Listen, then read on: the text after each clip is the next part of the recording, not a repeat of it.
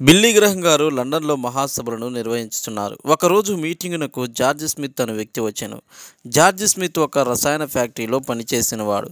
ఒకరోజు ప్రమాదవశాత్తు యాసిడ్ ఉన్న తొట్టిలో పడ్డాడు. అందువలన ముఖము శరీరము కాలి చూచుటకు ఎంతో అందవికారముగా ఉండెను. అతడు బిల్లీ గ్రహం గారి వద్దకు వచ్చి, అయ్యా, నన్ను చూచారు కదా, నా శరీరమంతయు మచ్చలతో నిండి ఉన్నది. నా అంత అందవికారముగా ఉన్న వ్యక్తిని మీరు ఎక్కడనూ చూచి ఉండరు. ఈ మచ్చల వలన నేను ప్రజల మధ్యకు సభలకు రాలేక ఎప్పుడు ఇంటిలోని ఒంటరిగా ఉంటున్నాను అని చెప్పాడు.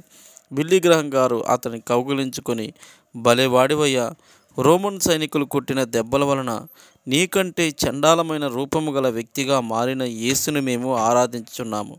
ఆయన మన అందరి నిమిత్తము నీకంటే అందవికారుడుగా, ప్రపంచంలో అందరికంటే అందవికారుడుగా మారారు అని చెప్పాడట.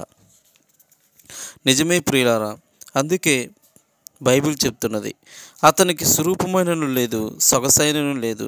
మన మతిని చూచి ఆపేక్షించినట్లుగా అతని యందు స్వరూపము లేదు. అతడు తృణీకరించబడిన వాడును, ఆయన మనుషుల వలన విసర్జించబడిన వాడును, వ్యసనాక్రాంతుడుగాను, వ్యాధిని అనుభవించిన వాడునుగాను, మనుషులు చూడనల్లని వాడుగాను ఉండెను. అతడు తృణీకరించబడిన వాడు గనుక మనము అతనిని ఎన్నిక చేయకపోతిమి. నిశ్చయముగా అతడు మన రోగములను భరించెను, అతడు మన వ్యసనములను సహించెను అని బైబిల్ గ్రంథము చెప్పుచున్నది.